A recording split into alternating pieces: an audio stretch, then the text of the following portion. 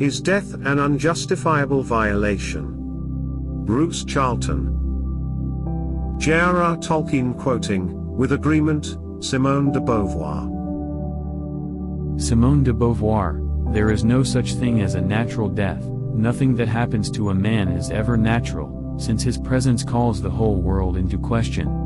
All men must die, but for every man his death is an accident and, even if he knows it and consents to it, an unjustifiable violation. J.R.R. Tolkien. Well, you may agree with the words or not, but those are the key spring of the Lord of the Rings. On the one hand, death is universal and thus, apparently, natural. On the other hand, death is also experienced as profoundly unnatural, accidental, a violation.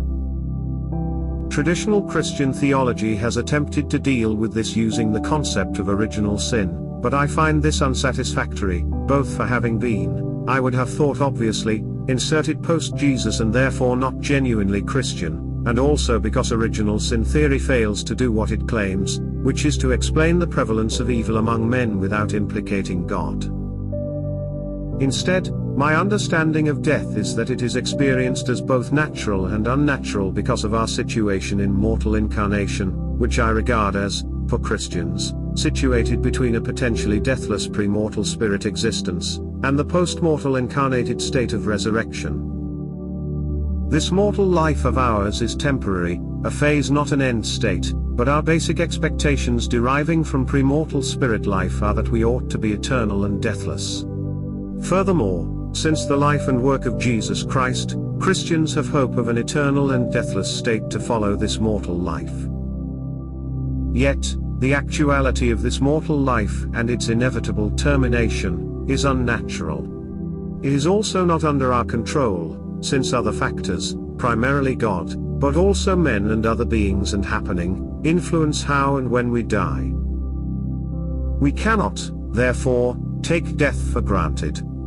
Death comes, and will be a time of transformation. It is a severing of soul from body, as the body dies, and, because we are incarnate beings, the body's death changes us, removing part of ourselves, and what remains after death is naturally speaking incomplete.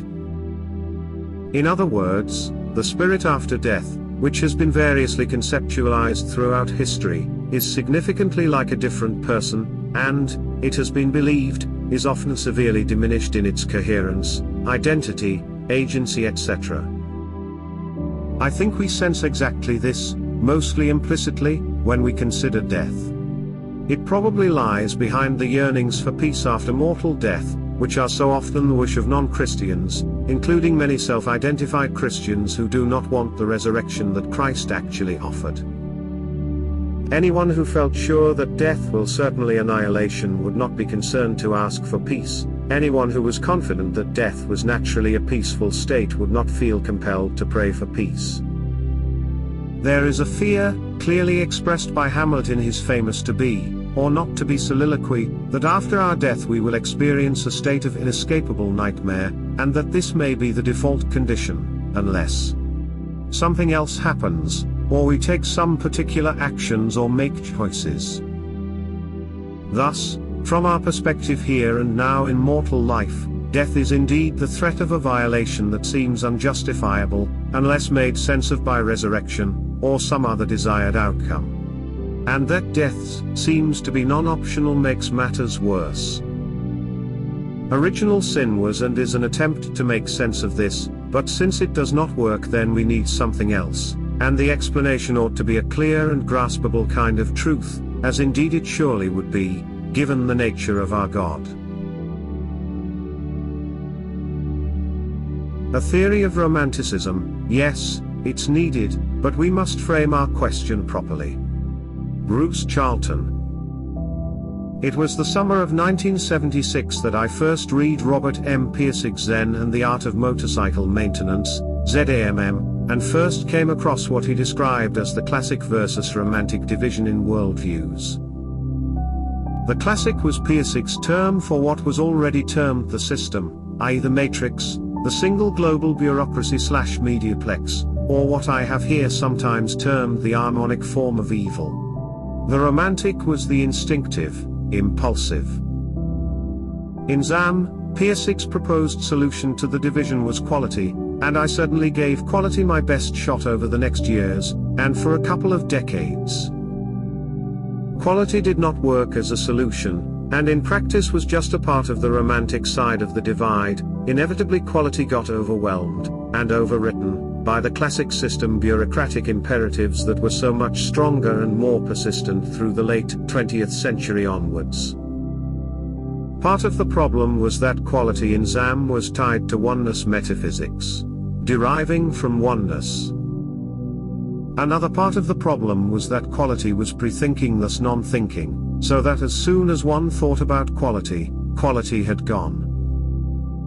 And part of the problem was that the romantic was defined in classic terms, such that the romantic was made a timeless and abstracted set of defining attributes, and so, quality was immediately captured by the classic, where it could be enslaved, as in quality management, and then killed with what the classic mind regards as overwhelming reason, as in 2020, and by the litmus test imperatives generally. A further and decisive problem in Zam was the detachment of Romanticism from its Christian origins. Indeed, already from the early 19th century, and much more later, there was a turning of Romanticism against Christianity. But the romantic can, and should, be seen as a phenomenon in time, in human history and in the lives of men. Thus, Romanticism arose in the later 1700s and peaked over the following decades. Romanticism is usually described as having arisen as a reaction against the rationalism and empiricism of the new era of science, epitomized by Newton, Descartes etc. Then, Romanticism is seen as re-emerging through the following centuries in response to new phases of increasing social organization, bureaucracy, state propaganda etc. For instance, there was a major resurgence of Romanticism in the 1950s, existentialism and the Beat Generation, increasing through the 1960s counterculture, in response to the post-World War II Western social trends. And the romantic phase of many individual men, is likewise usually described as a reaction against the pressures during adolescence to become absorbed into the system. But Romanticism can be regarded as more than a reaction, and can instead be regarded as the emergence of something that ought to have been the proper path of development, of society and of men, something which keeps re-emerging, exactly because it was and is man's proper destiny, but which keeps getting defeated, for various reasons. Thus, Romanticism is always time-related.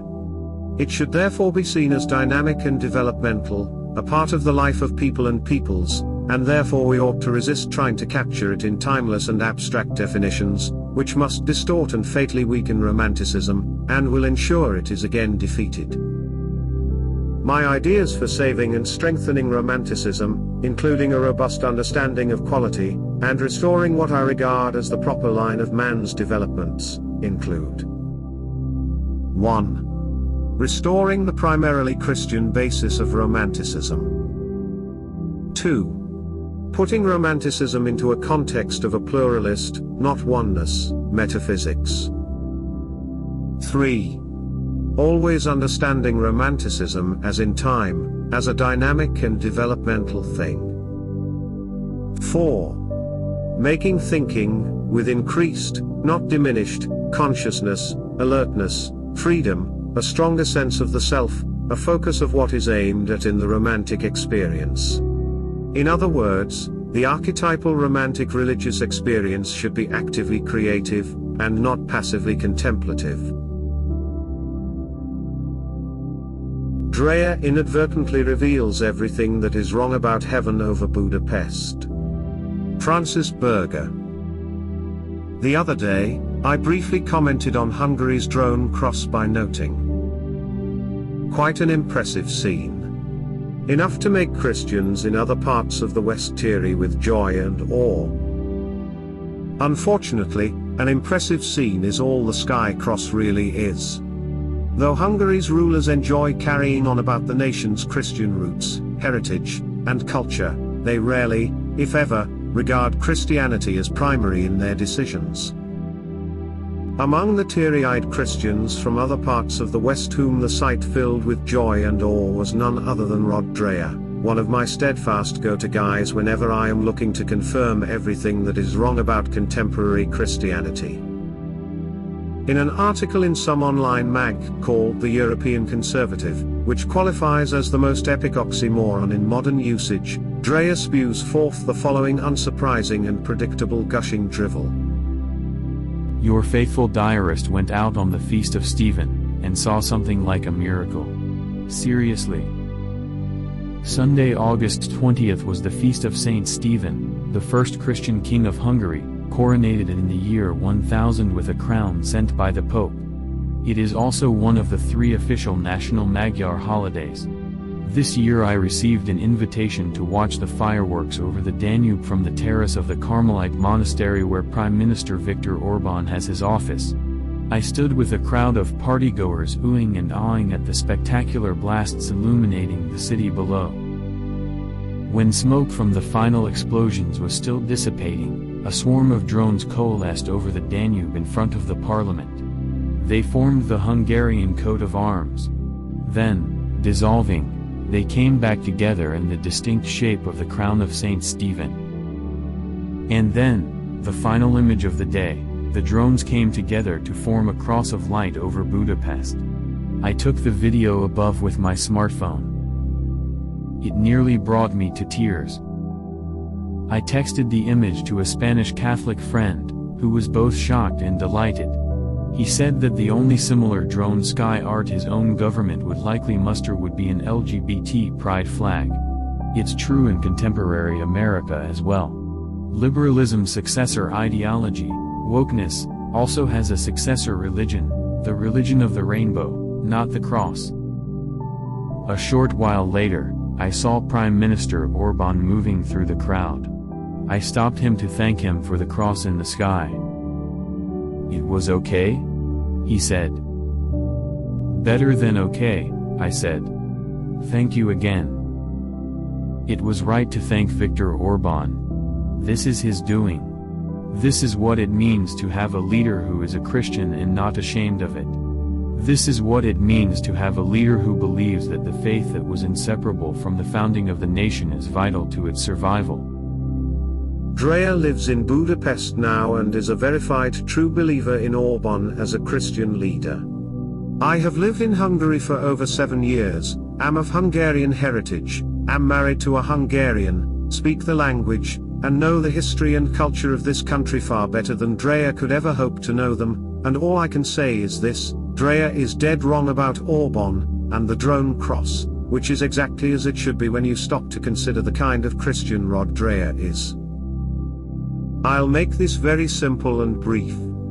Orbán is a master politician who insincerely panders to the somewhat sincere but incomprehensibly confused reverence for tradition, religion, and nation ingrained within the Hungarian masses.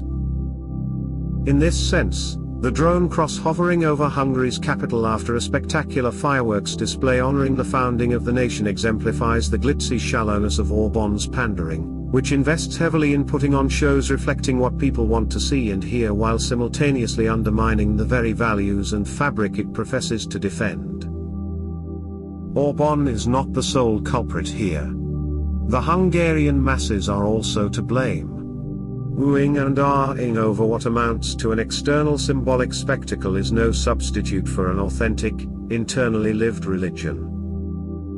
Orbán has hooked Dreher in much the same manner he has succeeded in hooking most Christian conservatives, by effectively mirroring back everything said Christian conservatives want to perceive, all without doing any of the things that have been mirrored. I was impressed by Orbán for a little while myself, but when you live and work at the ground level in this country for a few years, you gather enough experience to know that Orbán is not all he professes to be. Orbán as a defender of freedom and individual rights. Sorry, Hungary's ruthless manipulative Birdemic restrictions from 2020 to 2022 proved otherwise. Of course, none of that bothers Christian conservatives like Dreher, who had no qualms whatsoever about lining up, getting pecked, and publicly attacking and shaming all who did not mask up, socially distance, and get in line for the pecs. Orban as an anti-immigration bulwark defending the West. Sure, he built a fence, but do you know what happens to the illegal migrants who climb the fence? They are stopped and sent back over the border to Serbia, where they are free to try their luck again. Sooner or later, any migrant wishing to get past the fence will get past the fence. Oh, and Orban just announced that he will be importing several 100,000 guest workers from places like Indonesia, the Philippines, and Mongolia to work in the mostly foreign-owned factories or to drive buses and trucks. All legally, of course.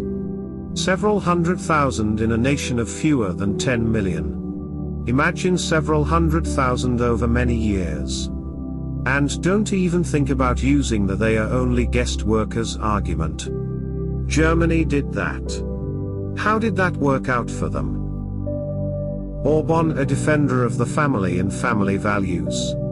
Sure, if importing labor from other countries to undermine the already ridiculously low wages in Hungary counts as defending the family. How about Orban's generous baby-making schemes to encourage Hungarians to have more kids by offering grants and loans for houses? Well, the demographic collapse continues unabated, and the drive to make housing more affordable has resulted in real estate prices tripling or quadrupling in most places around the country in the past 6 years, effectively making housing unaffordable for young couples. Hungary also has the highest inflation in the EU, particularly when it comes to food. Orban as an anti-woke/anti-EU crusader. Funny how the Great Crusader has aligned his country with virtually all the system's global agenda items, most notably the climate crisis, WHO-related treaties, and anything involving exploiting the Hungarian working class for the benefit of big, multinational corporations. And this is just the material stuff. I haven't even gotten to spiritual matters. Suffice it to say, Orban panders to the externals of Christianity, which works wonders for Christians like Dreher, who exist purely on Christian externals. For Christians like Dreher, Christianity is all on the outside. Don't believe me? Ask old Raymond to show you his cool Christian tattoo. For such externally positioned Christians, the faith begins and ends with church attendance, culture, nations, and civilizations. Christians like Dreher exist entirely on the ever-evaporating surface of Christianity, which is why they become so embarrassingly sentimental and hopeful when someone like Orban comes along and arranges some drones in the form of a cross above a city. Christians like Dreher will never get beyond the external stance of reaction and resistance. And by stance, I mean just that. A stance? A pose? A posture? With nothing whatsoever backing it up. It is this stance that people like Orban pander to with their bigger, more impressive stances, posturing, and posing. So much posing and posturing about resisting without ever really resisting anything at all. It's time to move past external spectacles and displays that promise to defend the externals of Christianity. It's time to move inward and nurture the internals of Christianity. Forget being against something all the time and make the move to be for something all the time, or at least for as much time as possible. That for something is not out there, so stop looking for it out there. Not going along with the Aquarian flow. William Wildblood. Over the last several decades since I first became interested in mysticism and the esoteric, I have noticed that spiritual seekers who like to think of themselves as in some way advanced and progressive will often define themselves as Aquarians, displaying characteristics associated with that astrological sign. Hence they will be humanitarian, egalitarian, tradition-rejecting, happy to involve technology in their spiritual lives, tolerant of sexual abnormalities and so on. This is in line with the idea, now firmly established in even conventional thought, that we are leaving the age of Pisces, associated with Christianity, and entering the age of Aquarius, in which the spiritual path takes a more universal and inclusive form. Those who can be identified as Piscean in their thinking and spiritual approach will be regarded as outmoded and behind the times. Aquarians are the vanguard of the brave new world. I do not doubt that there are such things as astrological ages which depend on the movement of the vernal point, where the sun rises in spring in the northern hemisphere, from one constellation to another. Since each astrological constellation spans roughly 30 degrees of the sky and the whole cycle takes around 26,000 years, the so-called Platonic or Great Year, which is the name for the period during which all the fixed stars return to the position in the sky they occupied at the beginning of the cycle, the sun will rise in each sign for roughly 2,000 years, during which time human consciousness and civilizations will be marked by the characteristics of that particular sign. In traditional astrology, each sign occupies an exact 1/12 of the whole, with Aries always the first sign in spring. However, because of the slight wobble of the Earth's polar axis caused by gravitational pull on the equatorial bulge, there is the phenomenon known as the precession of the equinoxes, which means that over time the astrological signs and the physical constellations do not actually correspond anymore. But that doesn't matter from the point of view of geocentric astrology, because Aries in this sense is not the constellation in the sky so much as the first 30 degrees after the vernal equinox. But the physical constellation also exists, though no one really knows where one constellation ends and another begins, because the boundaries cannot be clearly identified. This is why we cannot know for sure when Pisces ends and Aquarius begins. It is clear, however, that Aquarian characteristics have been emerging since the 18th century, perhaps with the discovery of the planet Uranus, which was soon seen as the new ruler of Aquarius, replacing Saturn. So, we may be in Aquarius now, or we may still at the end of Pisces. Whatever it is, Aquarius represents the new age in many people's minds, and so to be Aquarian in consciousness is regarded as a good thing, a progressive thing. However, here's a thought. Why should new be better? If you regard humanity as inevitably moving onwards into a better world, then it might be, but traditional thought, whether Western or Eastern, has never seen the world in those terms. Christians have the end times, Hindus have the Kali Yuga, and, I believe there is a similar understanding in some forms of Buddhism and Native American law. To think in an Aquarian way just means going with the flow, conforming to the zeitgeist, perhaps even limiting yourself to atmospheric conditions that prevail in the psychic world. Might the spiritual person be required to go beyond this, or, at least, not allow himself to be bound by it? Is it not just like someone who slavishly obeys society's mores regardless of right or wrong, truth or higher truth? Should you not sometimes stand apart from those who simply go where the wind blows or the current takes them? Aquarius as a sign has certain characteristics. These are not in themselves good or bad, but can be expressed in good or bad ways. They would also need to be balanced by other signs to operate in a spiritually, or even materially, harmonious manner. Thus, Aquarius is innovative, egalitarian in outlook, sometimes radical, scientific, concerned with individuality and freedom.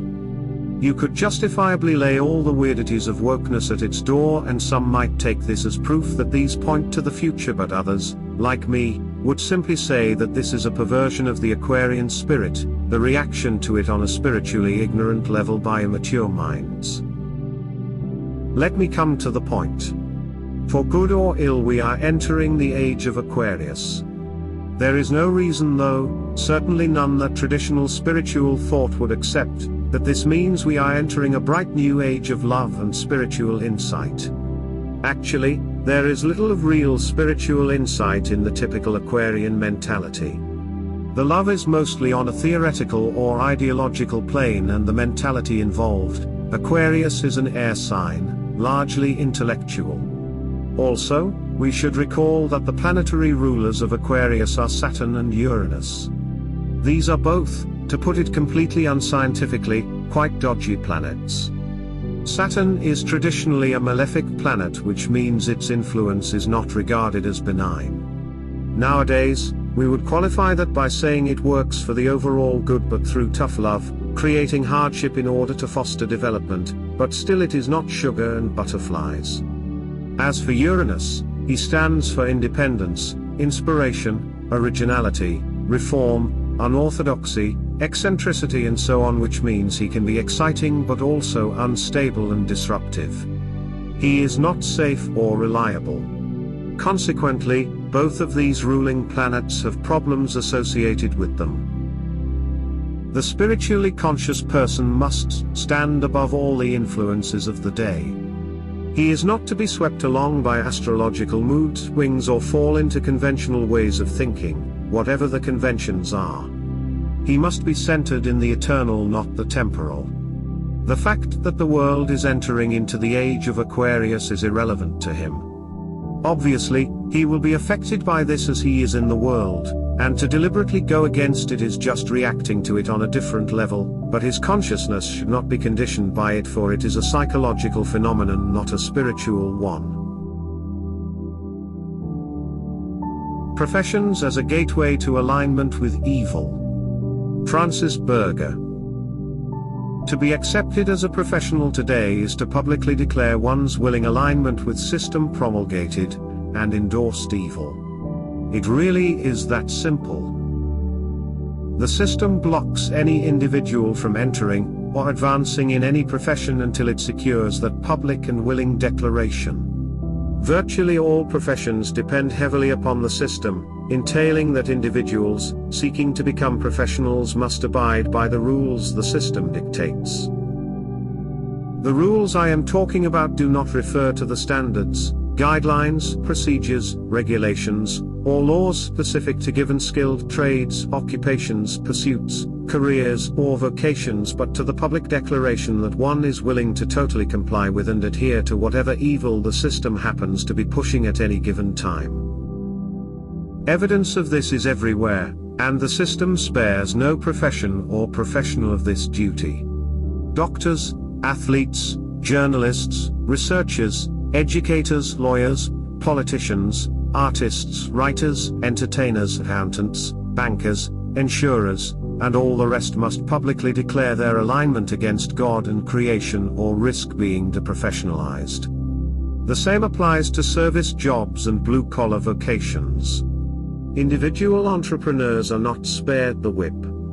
Those wishing to go into business for themselves, minus the willing and public declaration, face an uphill battle every step of the way. None of this is all that surprising if you examine the origins of the word profession, from which the verb profess is a back formation. The early 14th century word profession meant to take a vow, particularly within a religious order, while the medieval Latin professare, from professus, meant avowed, that is, literally having declared publicly, which connects to the Latin profitry declare openly, testify voluntarily, acknowledge, make a public statement of. The 12th century word profession again referred specifically to vows taken in religious orders, but the modern definition of a profession as an occupation one professes to be skilled in stems from the 15th century, the idea being that the profession to be skilled in an occupation is synonymous with a solemn declaration or vow like the ones taken by those wishing to enter religious orders in earlier centuries. I remember a time when professionalism denoted following a set of ethics and standards within a given vocation. At a baser level, professionalism also implied skill, dedication, integrity, and competence. More recently, professional also referred to getting paid for doing something, as opposed to the amateur, who, more likely than not, practiced free of charge. To return to the original, religious meaning of the word profess, the current demand to profess alignment with system anti-God and creation aims is a clear example of value inversion replete with catastrophic spiritual consequences. Attributes like competence, integrity, and skill are no longer demanded of professionals. Nor is adherence to any authentic uninverted ethics and standards. To be considered a professional today requires one thing and one thing only, the willing and public declaration to align with system promulgated and endorsed evil. Do that, and the monetary rewards associated with the given profession are granted. Refuse the public vow, and the rewards are denied and punishments ensue. So, what is one to profess, if one is a professional or aims to become one? More to the point, what has one professed when one is active within any profession within the system? Something to think about. Hopefully, it will lead some to rethink professionalism and lead them to repentance. Ideally, it may even lead some to retract their professions and begin professing something else entirely. The Charles Williams attitude to life. Tried and failed? Bruce Charlton. Thinking lately about a way of living, or something aimed at in living, that I associate with the work and practice of Charles Williams, by which the mundane world is understood as, what I have termed, a palimpsest, as when a new medieval text is written on a second-hand parchment, and the pre-existing manuscript can sometimes be seen shining through. The idea is that we are at first aware only of the mundane natural and surface level of meanings, but underneath these, there is a supernatural reality, of eternal and archetypal forms.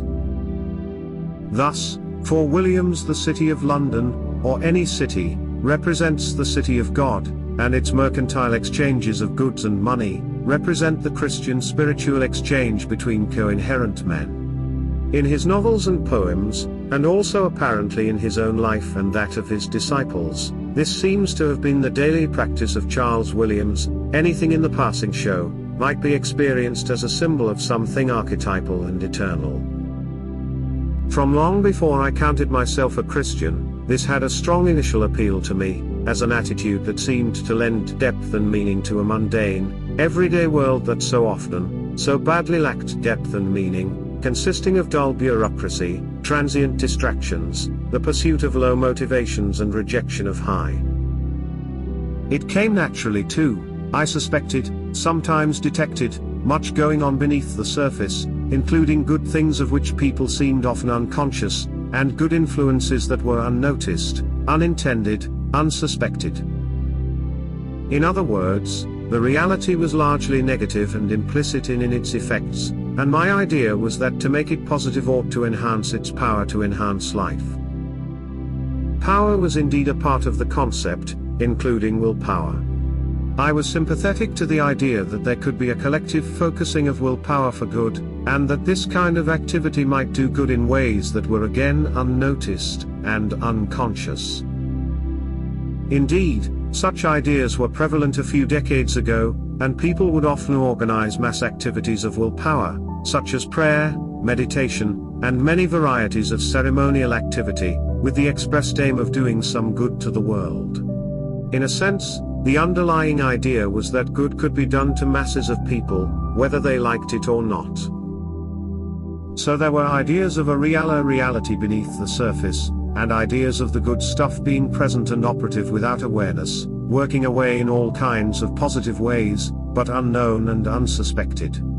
And maybe some way of tapping into this underlying world by those, relatively few, who recognized the nature of things, and thereby influencing things in general for the better, although they probably would never know it. And so I continued for many a year. And I gained satisfactions by it, both an immediate satisfaction of seeing beyond or below, and the motivation of doing more so. Yet, of course, there was no purpose to it. Ultimately, it was hedonic in its intent, a way of making life more enjoyable, but without making life qualitatively different. And there were disadvantages, because regarding actuality as a palimpsest devalues it relative to the deep past and the hoped for future. Indeed, the surface seems ever thinner, as the mind penetrates to eternal verities beneath, and this life itself, mortal life, full of ephemeral objects and ideas, seems futile. It is going nowhere, but to change, corruption, death, so why do we linger in this veil of mere shadows when there is a bright and pure and flawless world awaiting us on the other side? Indeed, why did we ever come here at all, when there exists a world so much better, and a world which we will, apparently, experience as wholly satisfying?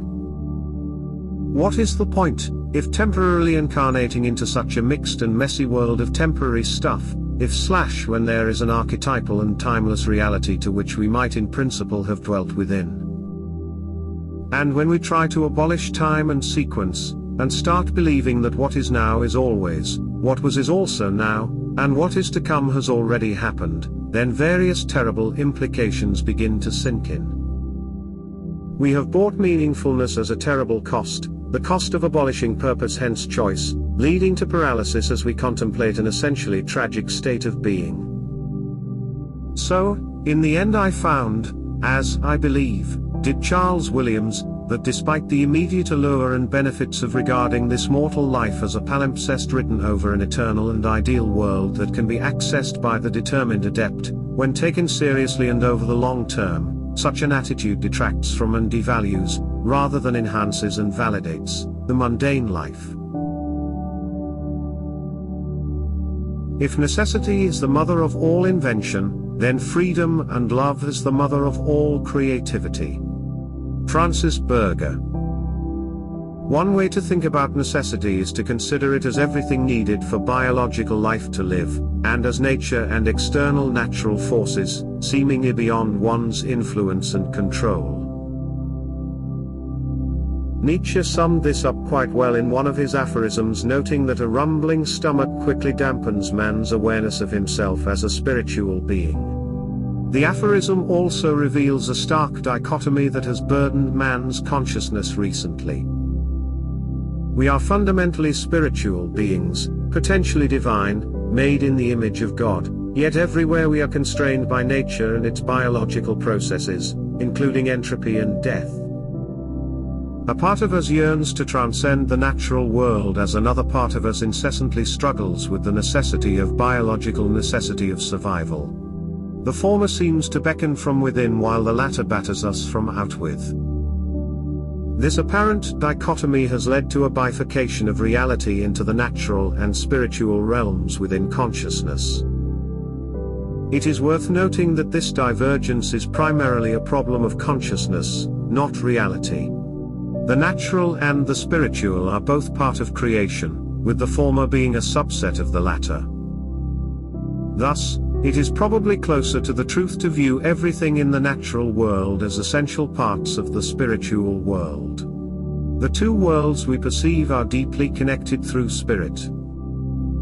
The necessity the natural world imposes upon us is also profoundly spiritual because of the significant challenges it presents. Will we allow a rumbling stomach, a headache, heartache, or other ailment to derail us from awareness of our true selves as beings, or will such occasions inspire us to seek learning and meaning that may help draw us closer to our true selves? The key to this question lies in freedom and creativity. At one level, we may respond to the challenge of necessity through invention by employing our creativity in the natural world to limit, overcome, control, manipulate, or influence the natural world in ways that benefit us biologically. Such inventive creativity is pragmatic. In a nutshell, down to earth. There is nothing inherently wrong with such creative invention as long as the awareness of the spiritual reality of the natural world remains intact. The problem is it often does not.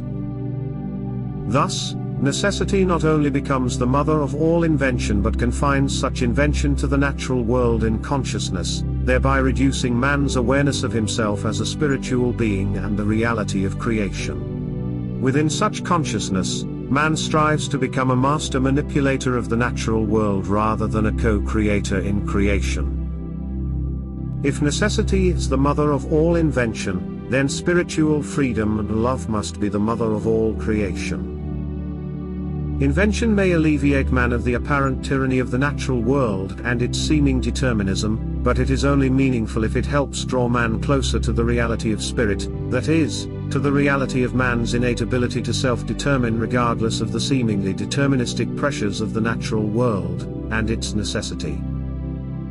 Revisiting Nietzsche's aphorism, invention responds to the necessity the rumbling stomach imposes by inventing agriculture, mass food production, refrigeration, etc., but these wonderful inventions can become potentially harmful if they begin to blind man to the reality of himself as a spiritual being. Creativity can also respond to the rumbling stomach via invention, but it does so from spiritual freedom and love that has transcended the rumbling stomach long before it conjures forth the invention that will satiate the necessity the rumbling stomach imposes. Put another way, man's freedom via invention lasts only as long as the stomach remains satiated. Man's freedom via creativity understands that man's true being remains free to love and co-create regardless of whether the stomach is satiated. Seen this way, overcoming necessity is always a matter of spirit rather than nature, because nature is fundamentally a part of spirit. Transtemporal Secret Christians versus the Empire That Never Ended, aka the Black Iron Prison. The Exegesis of Philip K. Dick. Bruce Charlton. Edited slightly, cuts, punctuation, expanding abbreviations, from Exegesis by Philip K. Dick. 1884, I state, the passage of time since Acts of the Apostles is spurious. That is it. That is the premise derived from empirical experience. Whatever our senses tell us means nothing. Circular time, not linear time, is involved. When Saint Sophia, Christ, returns, it will be in apostolic times, as promised. The 1,900 intervening years are a spurious interpolation by the Black Iron Prison, BIP. 1886, what a realization. Transtemporal constant secret Christians, originating in apostolic times, and lying within humans in succeeding generations, reactivated by external disinhibiting stimuli, but before this or without this can covertly direct the persons they inhabit, like the way Thomas secretly masterminded my writing. Hot dog. But this is exactly what I'm not supposed to talk about. These underlying, cohabitating, secretly still living apostolic Christians want to stay secret. What I must concentrate on is not the irreality of our world or worlds plural, but the absolute transtemporal constant, the apostolic secret Christians still alive and at work. This fits in with my flash of insight. In February 1974, upon seeing the golden fish sign, I saw the secret early Christians hurrying about their business. Then the answer is, Thomas is an immortal apostolic Christian, and Rome c. AD 45 is the real present world, and Thomas co-inhabits my head, locked into the real world. Acts is not a past world, tears, it is the noumenal matrix of this world. We are not dealing with either the past or a past life and personality, but the Urwelt lying under the dokos. Thomas and his world is here and now, and he knows it. So I am, so to speak, a front, a face, for an immortal, transtemporal secret early Christian who is operating, undoubtedly in conjunction with others like him, in contemporary history. This is behind-the-scenes stuff, thrilling and scary. I certainly see Thomas' hand or mind in my writing. Yes indeed, he is with me, not as me, in my head, but living in another century. In this exciting sequence of insights, Philip K. Dick is looking back, after several years, to his religious experiences of February and March 1974, the 2nd of March 1974. He has long since concluded that these experiences led him to realize that the Roman Empire, conceptualized as a black iron prison of bureaucratic totalitarianism, never ended, but persisted through transformations and translocations to the USA, for PKD the Nixon administration in particular, and the civilized world more generally. In some way, he tried out many theories. PKD believed that he had some kind of direct and experiential relationship with the time around AD 45, and the places of Acts of the Apostles, perhaps, in some way, via an alter ego type person called Thomas who might be one of the named apostles, or someone else. At that time and place, according to PKD's visions, the early Christians constituted a small, secretive and indomitable sect. These kept alive faith in Jesus Christ in their hearts, and, in some rather vague way, also operated cooperatively as a covert resistance against the empire. PKD's visions had been triggered, or his latent understanding disinhibited, by seeing a golden ichthus fish pendant catching the sunlight, and being told by the girl who was wearing it, that this was a symbol of the early Christians, a sign by which, PKD inferred, they recognized each other.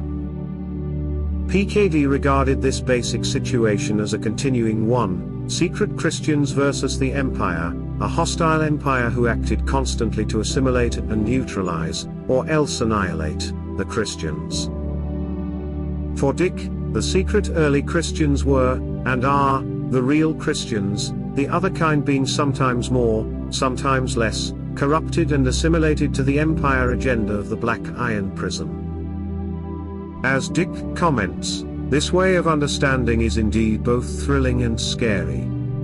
But, maybe, in some kind of overall and exact but approximate way, PKD was here expressing an essential truth for Christians, which is broadly as he states it. Real Christians always have been, transtemporally, in something like this situation, few, secret, seldom meeting, sustained by direct experience and knowledge, always opposed by the system, and most of the self-identified official Christians. Recognizing each other only by signs that flash out briefly and intermittently, and reveal something they have always known. Note added, of course, regular readers will have guessed that I am here thinking that PKD's vision, or fantasy, of the secret Christians in its essence, matches the conceptual basis, if not so much the metaphysics or theology, of Romantic Christianity. The spiritual state of Middle-Classdom, and its destructive effect on Christianity.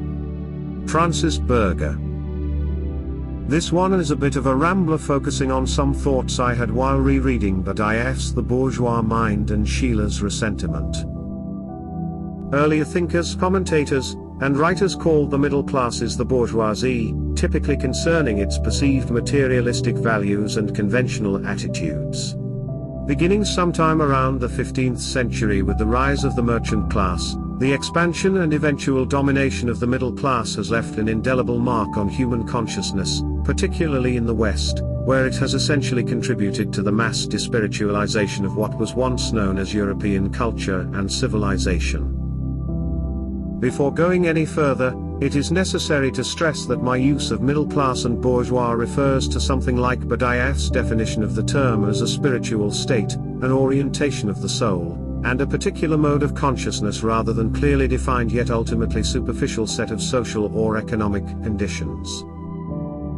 In my estimation, the rise of the middle class as a spiritual state and orientation of the soul was initially a positive movement in the development of consciousness because it liberated individuals toward greater self-determination, freedom, and the capacity for creation.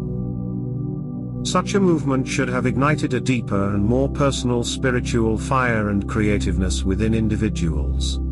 As such, the middle-class orientation of the soul should have been nothing more than a transition, transfiguration, and transformation inspiring man to seek a higher and deeper connection with other beings, God, and creation, as exemplified by certain romantics starting the 17th and 18th centuries. The bourgeois spiritual state became poisonous when it ceased being a period of transition and settled down. More precisely, when it congealed into an errant state of consciousness and being. Instead of liberating the spirit, Middle-Classdom succeeded in ultimately enslaving it via its obsessive focus on the external world, the temporary, the corruptible, and the mundane, all of which eventually extinguished the initial spiritual creativeness that birthed the bourgeois spirit toward the end of the Middle Ages. Nikolai Berdyaev noted that the ripening of this middle-class mentality and state of consciousness enslaved human society at the very height of civilization. Sacred symbolism, noble traditions, and past beliefs in the spiritual and supernatural could not hem in nor set bounds on bourgeois concupiscence once it settled in.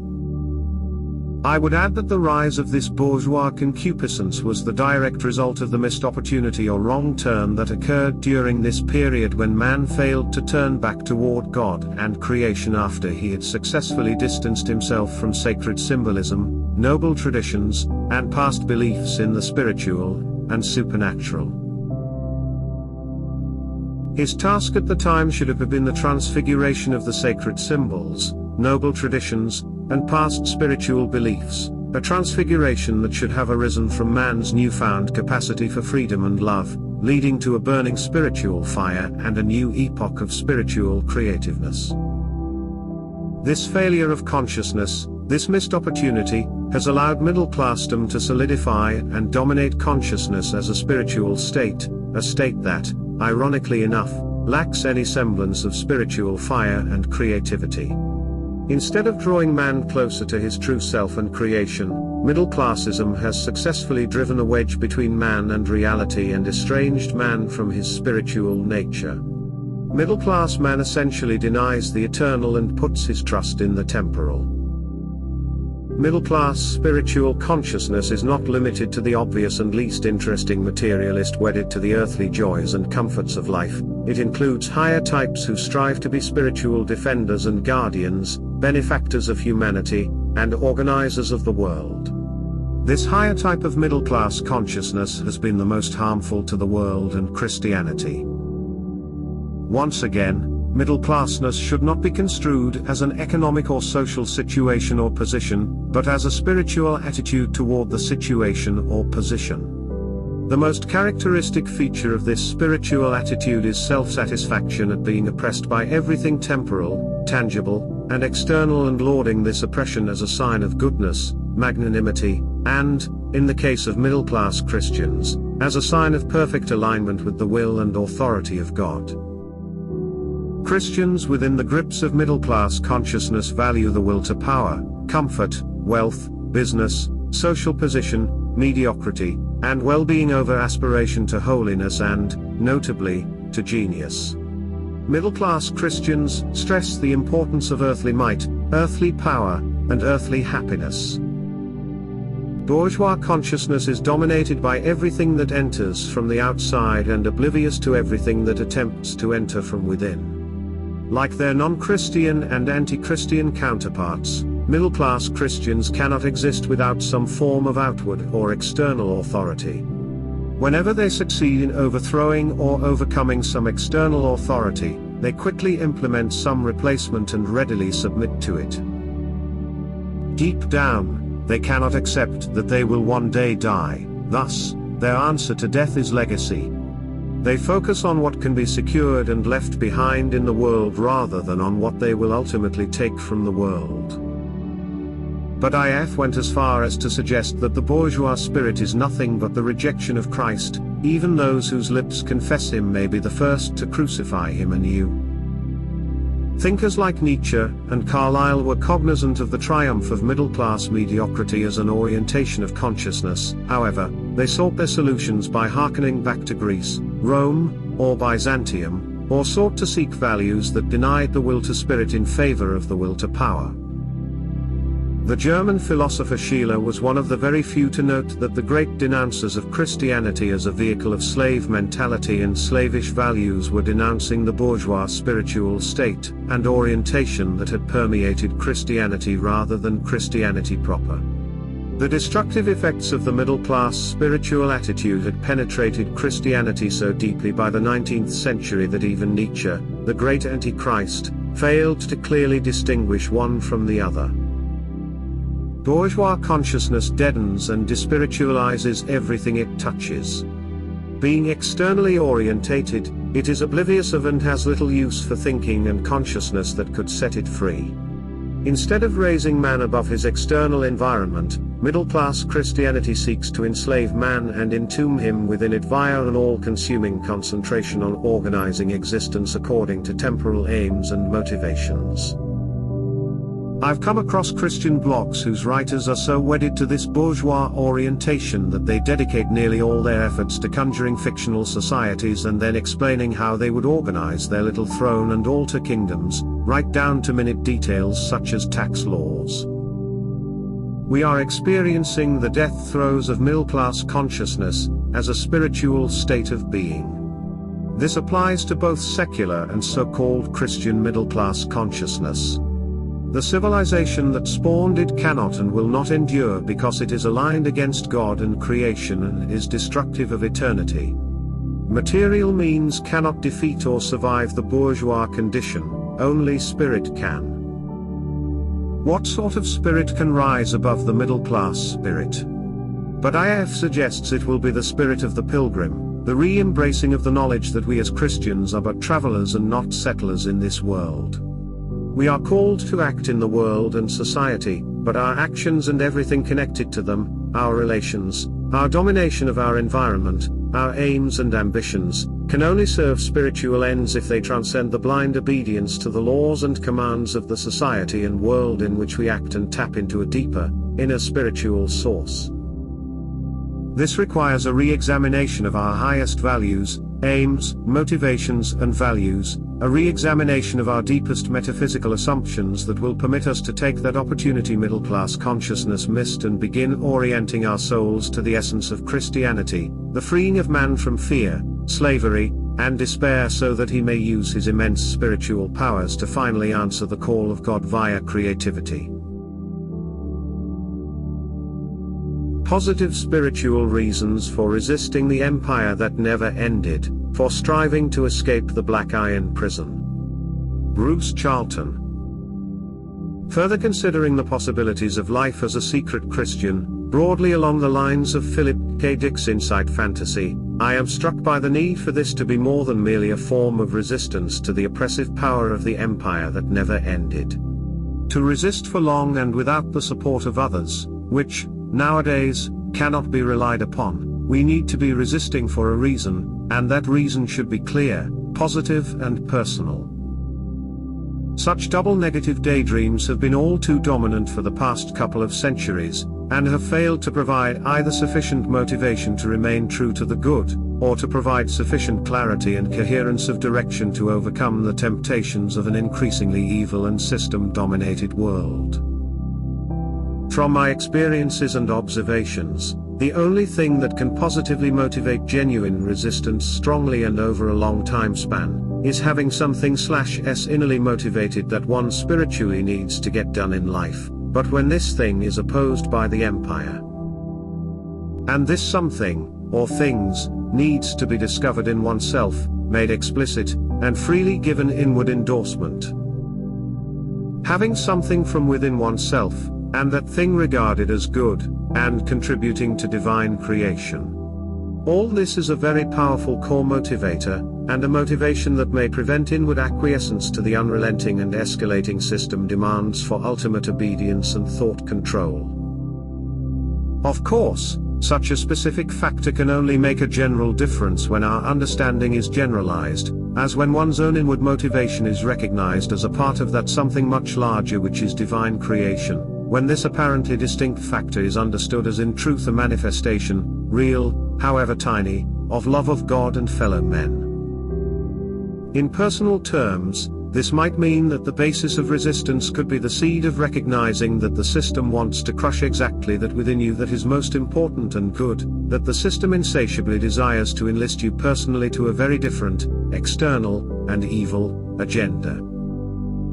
And that this external evil agenda is in practice imposed upon us, by the method of getting us to welcome it voluntarily, which is usually achieved by tapping into that internal agenda of potential for evil which we all carry within us.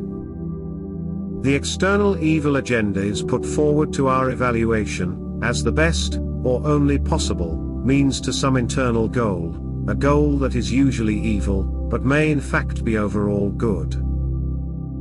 When, for instance, and this happened to me many times, and I saw it many times, service to the system now, is depicted as the best way to achieve one's own best and inner objectives at some point in the future.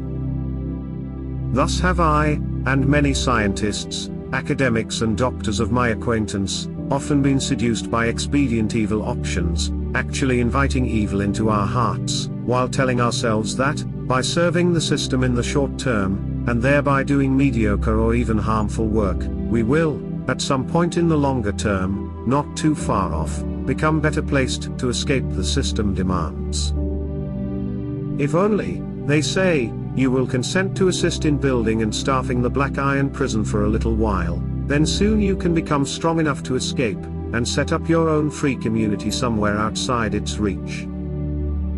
And then, at last, we can really do that best work of which we are capable, and which we have carried in our hearts through the compromised times of abetting evil.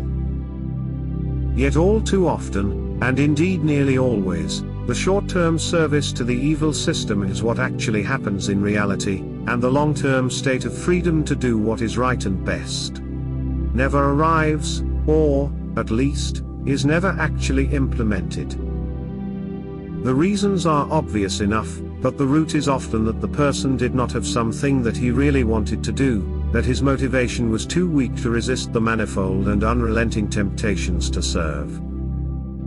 I have come to believe that, in these modern conditions of human consciousness, because this was not always the case in the past, this is because, 1. Our inner motivations and goals must be discovered by ourselves. 2.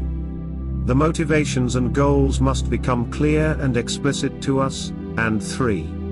We need to take personal spiritual responsibility for pursuing those goals towards which our motivations are pointing. As I have already said, this is only a beginning in transforming negative resistance into a positive life, but it is a beginning, potentially, if we choose to make it so. And then the fantasy may become a reality, because each of us will then have become one of the secret Christians, always present, always active, never overcome. Christian evangelism via death. Bruce Charlton. Goodness only knows how best to practice Christian evangelism in these times. It seems clear that the old, tried and tested, methods for winning converts no longer work, at least in the West, and may even do more harm than good. The biggest problem for genuine Christian evangelism is among self-identified church-affiliated Christians, whose behavior and concerns make it obvious that their idea of being a Christian has far more to do with enlisting on the side of totalitarian globalist evil, i.e. with actively supporting and focusing on one or more of the core leftist agenda items, than the pursuit of anything transformatively spiritual or religious. So even what would have been regarded as successful evangelism would actually be harmful, if it leads the new convert to accept Christianity as defined by Western church leaders, and to believe that obedience to his chosen church constitutes his primary Christian duty. Yet, of course, church Christians are, overwhelmingly, the people who most potential converts will most likely encounter, who the seeker will regard as the real Christians, and who will be most likely to provide the upfront explanations of what Christianity is, and how Christians ought to live. Well, nothing direct can be done to remedy this, since the mismatch in power and influence over the public arena is so vast, that a simple and true message about Jesus Christ cannot begin to compete in the domain of mass communication. As so often, it boils down to abandoning generic strategies, and making the best of individual encounters if, or when, they happen. And maybe such encounters will be enabled to happen, despite the infinite distractions, whenever a seeker is sincere, since I would assume that divine intervention would be operating behind the scenes to ensure that every person who wants to know the nature of Christianity, will sooner or later be guided to find what he needs. After that, it is up to him. But what then? What is the first thing that ought to come to mind as worth mentioning about Jesus, in response to a query or an opening? Not that this has happened to me for a long time in real life for a while. I hope that I will remember to talk first about the positive choice of resurrection to dwell eternally in heaven, as the goal of Christian life. I mean, deciding that that is what we personally want to happen to us after we die. I hope I remember to make clear that the essence of Christianity is about death, about what happens after death, and that Christianity is therefore primarily not of this world. Unless somebody actually wants resurrection for himself, and positively wants resurrection more than anything else that might happen after death, then it is probably not worth trying to take matters any further by discussing how this goal might be achieved. Going it alone as a secret Christian. Bruce Charlton. Continuing the Piketty-inspired theme of living as if a secret Christian, versus the empire that never ended, this is rooted in the conviction that we each can, when necessary, do this work alone, without the assistance of a church, or indeed other people.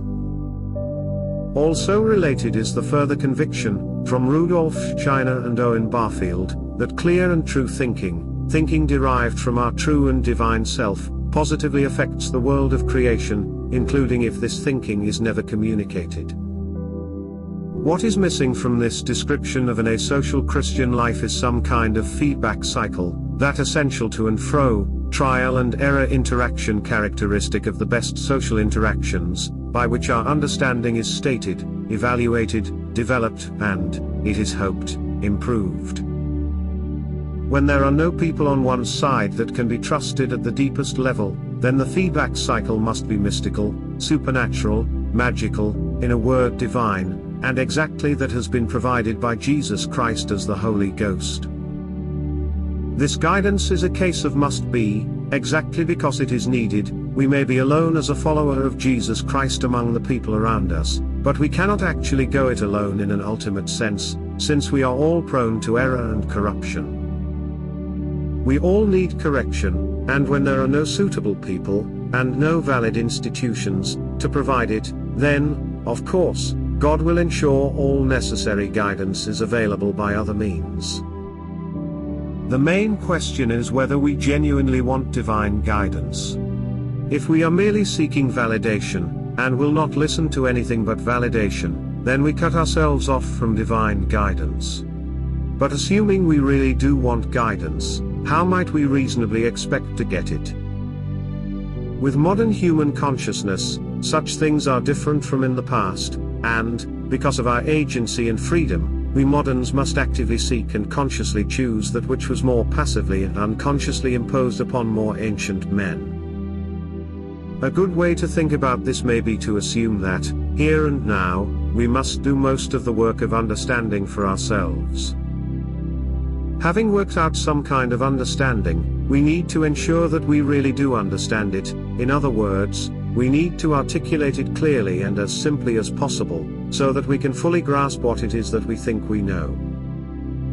And then we seek feedback by whatever works for us as an individual, through prayer, meditation, or even by doing what I am now doing, by articulating the understanding in writing as clearly and simply as possible.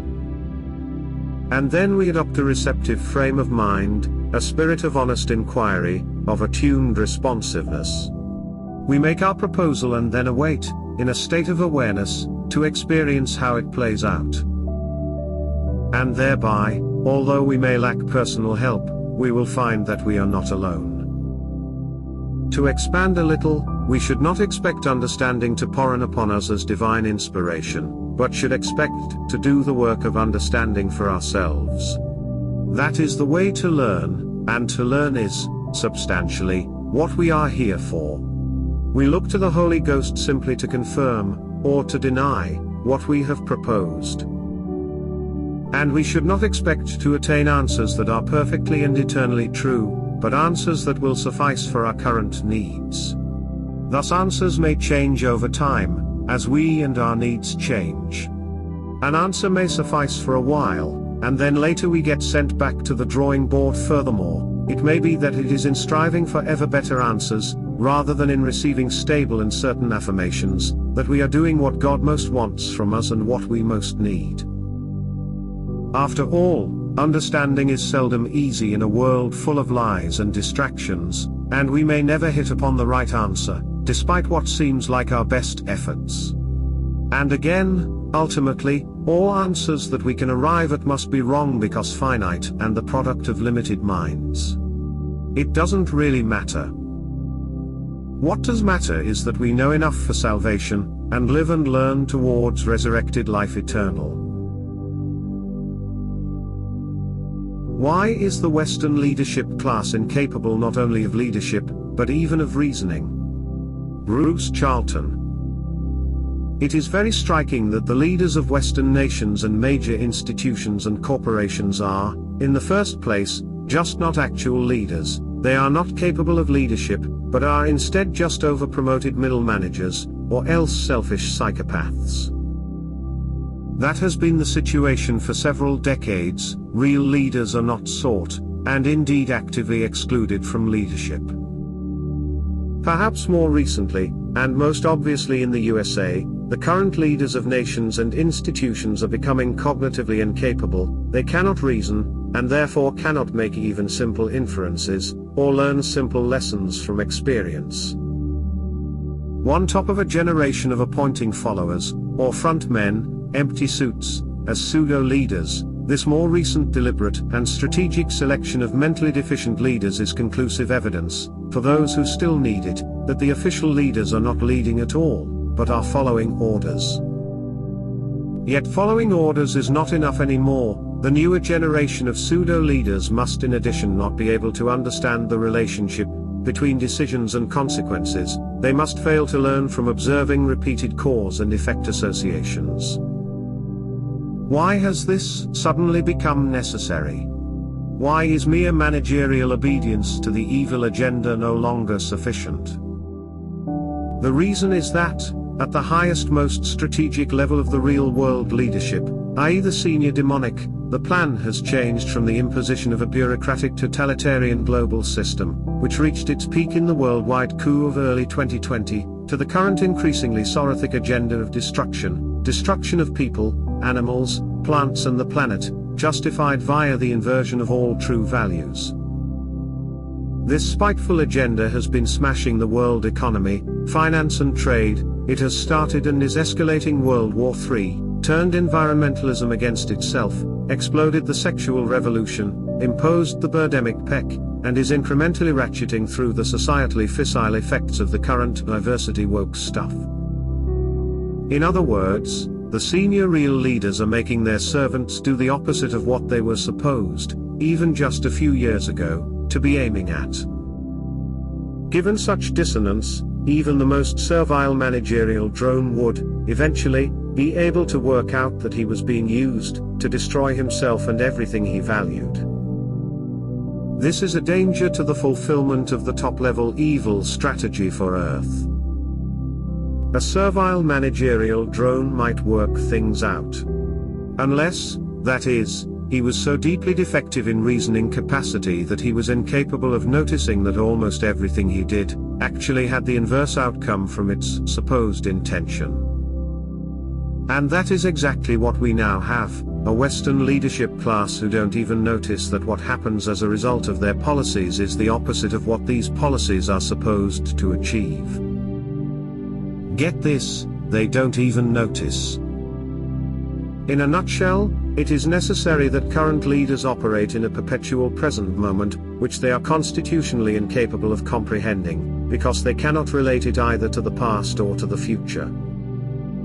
To be safe, it is now necessary that the establishment allocated official leaders are unable to notice even the grossest and most immediate destructive consequences. Thus has functional dementia and/or deranging intoxication, of various degrees, types and flavors, become a positive requirement and qualification for occupying senior leadership positions in the modern West. Anything but Christianity is rooted in the rejection of resurrection. Bruce Charlton. Anything but Christianity is axiomatic for modern mainstream culture. In other words, whatever the attitude towards religion and spirituality, from broad sympathy to total atheistic rejection, there is a special animus directed against Christianity. And few are even explicitly aware of this in themselves. I speak from experience. For several decades before I became a Christian, I was a spiritual seeker, and had regarded myself as, in some general way, broadly in favor of some aspects of Christianity, and I had read, and thought about, comparative religion, mythologies of the world, modern spirituality, New Age, and even modern Christian theology. Yet, in truth, my attitude that I was looking for an answer everywhere except in Christianity.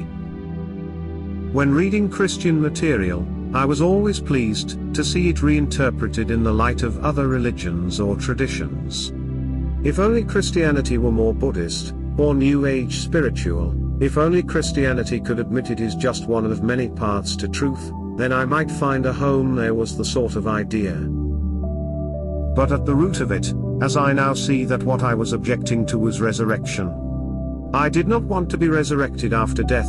I did not want to stay myself in an eternal body. I did not want to repent my sins and dwell in a heaven among other such resurrected beings. Of course, I didn't believe resurrection was even possible. I thought the idea was, very obviously, childish wishful thinking to be found only among the weak-minded, or that nobody really believed it but pretended in order to reassure themselves or manipulate others. But believing that resurrection was impossible nonsense was not the root of it. The root of it was that I rejected it. And, because I rejected specifically what Jesus Christ achieved and offered us, naturally I rejected Christianity. I think that my own views are not uncommon. I believe that many of those who reject Christianity do so in a specific way, i.e. anything but Christianity, and that many of these people reject Christianity because they personally do not desire resurrection. Many desire, instead, some form of self-annihilation, whether the mainstream atheist materialist view that the subjective self ceases when the body dies, or the Western Eastern religious view that our self-awareness dissolves back into the universe and a state of blissful nirvana, or that we persist after death in an immaterial, disembodied form, spirits, ghosts, or whatever. To all of these, the offer of resurrection is unwanted, is rejected. A few people desire to reincarnate into mortal bodies on this earth, to come back over and again, and relive this kind of temporary life among in this entropic world, and these do not desire the final answer of resurrection with an eternal body.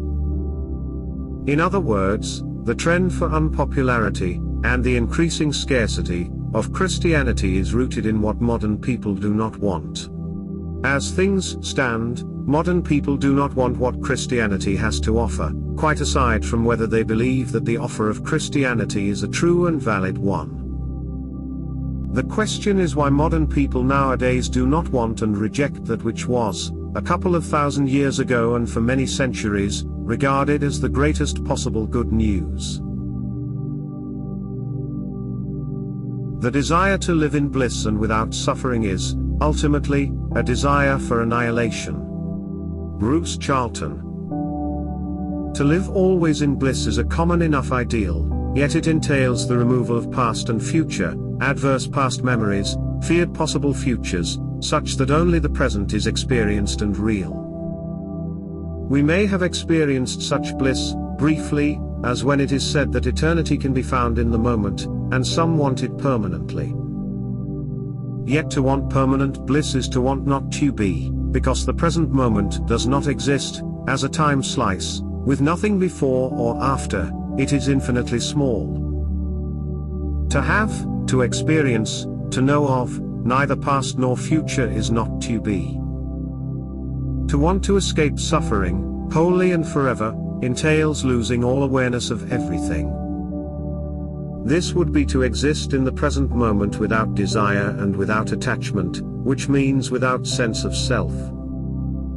To escape suffering therefore requires not to be a distinct being, or, at least, not to be aware of oneself as a being. One must become subjectively unaware that one exists. Not to suffer at all or ever, is a state indistinguishable from complete and permanent annihilation. If this sounds like a reductio ad absurdum, reflect that it is very common, almost normal, to feel thus. It is perhaps only a kind of uncertainty about what will happen afterwards, a residual fear that death might not be annihilation, plus cowardice about the physical painfulness, suffering, of actually doing it, that stops many modern people from killing themselves. Which is why so many of them clamor for the right painlessly to be murdered, i.e. euthanasia, on demand. A rejoinder might be that what most people really want is neither complete nor permanent, but simply greater and more sustained happiness, and an end to severe suffering. This even sounds like common sense. But these are not an answer that has satisfied, and we know this because so many people already live that answer, and have done for many decades in the West.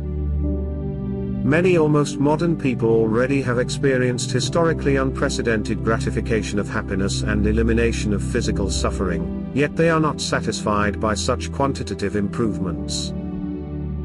Indeed, more than in many times and places of the past, insofar as such things can be compared, modern people have been distinctive for their escalating fear, resentment and despair. They have in fact, whatever the theory, focused on the incompleteness of their bliss, and the unbearability of their residual suffering. Hence the apparently widespread, albeit often implicit, since modern man usually refuses to think consciously and consecutively about fundamental matters, desire for total happiness and the absence of suffering, as the only proper, uncontroversially good goals of life. All of which goes to show that ideals which are normal and widespread, commonsensical and regarded as ethically vital, can nonetheless be incoherent nonsense. Set aside the business of worshipping God, if you want. What matters is whether or not you take God's side. Bruce Charlton. The business of worshipping God, and positing a God that demands worship, maybe or else doing bad things to us, is a thing that many people find an incomprehensible demand, and I tend to agree. To me, the idea of a God that requires worship is unchristian both in origin, and its perpetuation, unchristian although not necessarily anti-Christian. It is often a hangover or assimilation from religions where God is not our Father and not good, and therefore a God that both wants and needs to be propitiated, and, in general, treated like the most ruthless and powerful kind of despot. However, I understand that there are most people whom I regard as real Christians but who do feel that the worship of God is necessary, and perhaps central to their Christian lives. That's fine by me. What matters to me is not whether somebody worships God, but whether he is on God's side in the spiritual war of this mortal world. There are plenty of people who worship God, but who, on key issues and overall in life, take the side against God. That is, they may go through all manner of prescribed activities that are traditionally reckoned, in their tradition, to constitute worship, study, prayer, rituals, professed beliefs etc. But at the bottom line, in thought, word and deed, these devout people support Satan's agenda. Indeed, this combination of devout worship with satanic activism is so common in the Christian churches of 2023 as to be the new normal, and in some instances it is compulsory. On the other side, there are plenty of people who do not worship God, but who instead love God, regard him as their heavenly parent, and do the best to think, speak and live in accordance with God's destiny and the unfolding of divine creation. And there are plenty of people who desire above all to follow Jesus Christ to resurrected eternal life in heaven, but who do not worship in accordance with any explicit group ideal of exactly what that entails. Taking God's side and following Jesus is what matters, not whatever is meant by worshipping. Thoughts on the secular corruption of spirituality. William Wildblood. I sometimes get challenged about remarks in my books and online in which I condemn leftism as spiritually destructive. I realize there are many spiritual people who would define themselves as of the left, probably the majority in fact, so let me try to explain what I mean, though the basis of it all is in the title of this piece. First of all, it doesn't imply that the political right is the way to go. Spirituality goes above and beyond all politics and wants nothing to do with any of it in the sense of identifying with any party or the aims and objectives of any party. I would put the spiritual at the apex of a pyramid that transcends both left and right on the baseline, i.e. in the material world. That having been said, you have to ask, where did leftist ideology as it is today originate, and the answer is that it arose in the 18th century with the specific rejection of God and his replacement with humanitarianism. Now, this may have been a necessary development at the time because it reflected the growth of awareness of the self throughout all sections of society. This awakening of the consciousness soul, as Rudolf Steiner terms it, required a new approach to life and the world and human beings and their relationship with one another. But that should have been in a spiritually aware context. What actually happened was that God was removed from the center and man, humanity, put there. What should have been a dietary supplement became the main source of nourishment, and the resultant ideology was more and more focused on this world, seeking to establish what can only be truly known in the spiritual world down here in the material. And it did this by ignoring the reality that this is a fallen world and we are sinners. I know people don't like this idea today, but anyone who is honest must know it is true. There is a spiritual corruption within all of us, and denying that fact changes nothing. The left tries to redeem fallen man as fallen man instead of getting him to transcend that state for a higher state of being. This transformation absolutely demands we see ourselves for what we are, and the left would say we are largely okay as what we are. That is just not true. It's like telling a sick man he is not sick. Spiritual people, when they are on the left, are so because they believe that is the compassionate approach. But what is real compassion? Consolidating someone in their ignorance or giving them the wherewithal to transcend that? Most answers to most questions are given by Jesus, and if you look at his life you will see that in some respects he acted as might a left-wing person and in others as might someone on the right. That's because he was neither. He went above and beyond both, for both are limited ideological approaches not founded in truth. A good example is when the crowd were going to stone the woman caught in adultery. Jesus stopped the stoning and forgave her, left, but also told her to sin no more, right. So, there is forgiveness, but there is also the recognition of sin as sin and the insistence on repentance. If you boiled left and right down to their core principles, you might get something like equality and freedom, and these are mutually exclusive despite the French Revolution slogan. It is actually freedom that is the deep reality of the human soul. Equality is not a real thing. It never can be except in unexpressed non-being. As I aspire to be a charitable person, I would say spiritual leftists are well-meaning but interpret spiritual reality in terms of their experience in this world, when the opposite attitude is what is required if you would know truth. This does not do away with compassion but expands it by incorporating wisdom. Again, I emphasize that condemning leftism in this way does not mean recommending its opposite/rival. But I do condemn leftism, or what, since definitions can be slippery, is usually thought of as that nowadays, because it separates us from God, replacing him with a man-made idol if he is allowed at all. What is the difference in most things between a spiritual leftist and a material one? Hardly anything really, which means that the spiritual person is being influenced by the worldly one to see reality in terms of the priorities of this world. I know none of this will convince anyone not already convinced, but perhaps it might give some people insight into a different perspective. I mentioned the 18th century as the origin of leftism, but you could go back further, as nothing comes from nothing. Specifically, you could go back to the Reformation, which introduced relativism and subjectivism into Western culture. Some of the effects of this were good or even necessary because they allowed for the greater expression of self-consciousness, as already mentioned, but there were also rather severe negative consequences which resulted in an increasingly secularized society with moral, social and even religious values, centered in the worldly human being rather than the reality of God. The immanent started to drive out the transcendent. From all this came liberalism, which started off seeking to free man from oppressive external authority but soon escalated to other forms until now it seeks to liberate us from both God and nature. People might say, what is the left of which you speak? Surely it is just the belief that human beings should be treated with fairness and compassion, and allowed to express themselves as they wish. Who could possibly not be on board with that aspiration?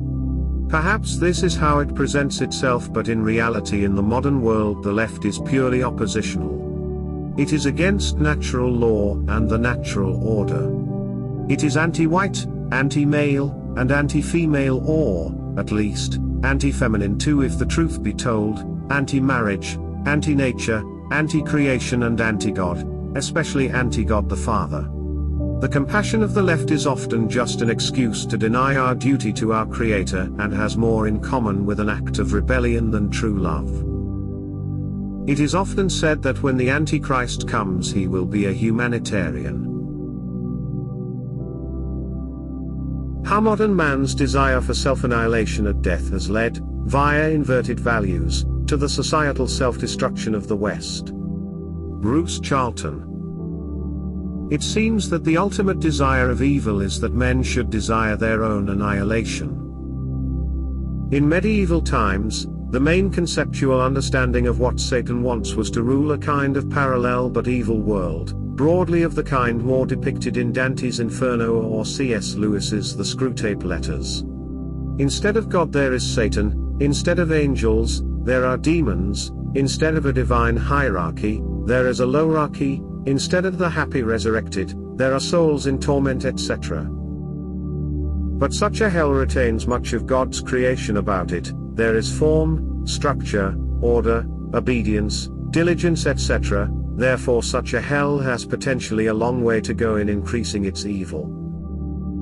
It is possible to look at the medieval hell as a consequence of what damned souls desired for themselves at that time. People then still wanted eternal life, but not a life in heaven. Instead they wanted to continue to indulge their favored lusts and sadisms, which, presumably, is why depictions of hell showed different fates for different types or classes of unrepentant sinner. Perhaps for similar reasons, Christian medieval man saw both heaven and hell as having broadly the same characteristics as the societies he dwelt in, ruled by a monarch and the Catholic Church, each similarly organized, whether Eastern or Western Catholic, throne and altar, as more recent Roman Catholics call it. What I am suggesting here is that the sameness between real life and the pictures of heaven and hell was derived from man's consciousness, from what men understood and wanted. But modern man's understanding and desires are very different from medieval man. In particular, modern man desires that his death be a complete annihilation, such that nothing be left of body or soul. Indeed, modern man does not believe that there is any such a thing as a soul in principle separable from the body, but instead he believes that there is a mind, which is merely an abstraction of ongoing observable brain functioning, and such an epiphenomenal mind must therefore cease with bodily death and dissolution. Such matters are usually regarded the other way around than I have stated here, with expectation, if not desire, as a consequence of what men believe. But I am saying instead that belief is a consequence of what men want. I am saying that the ultimate reason that modern men do not believe in life beyond death, is that men do not want life after death. Modern men instead want annihilation at death. I am saying that in this situation, desire causes belief, not the other way around. If we assume that desire causes belief, and belief causes men's values, and if men's values cause men's behavior, then we may infer that the fundamental nature of modern society is ultimately a consequence of modern men's desires. To put it the other way around, men's desires shape society, via men's values. Therefore, given that modern men desire annihilation, it should not be surprising that modern society seeks its own annihilation, nor should it be surprising that this operates via increasingly explicit value inversion. What is truly astonishing about modern society, especially in the West, and where Western values dominate, and what is apparently unprecedented in world history, is that the fundamentals of human biological life have become officially and systematically denied, destroyed, and inverted. Something as biologically natural and spontaneous as eating and drinking are under continual assault, top-down, to dissociate them from anything natural, to delete whatever is instinctive, to reshape and invert preferences. We often get idealistic depictions of a future in which grossly unnatural and distorted foods and drinks are regarded as progress, in which such a situation is regarded as moral progress. The globalist totalitarian support, and incentives for veganism is a mainstream example. It's morphing into propaganda for Westerners eating/subsisting on artificial meat and factory-processed insects/grubs, is a further inversion. Something as biologically natural and spontaneous as sex and reproduction have, of course, long since been atomized into components, and inverted.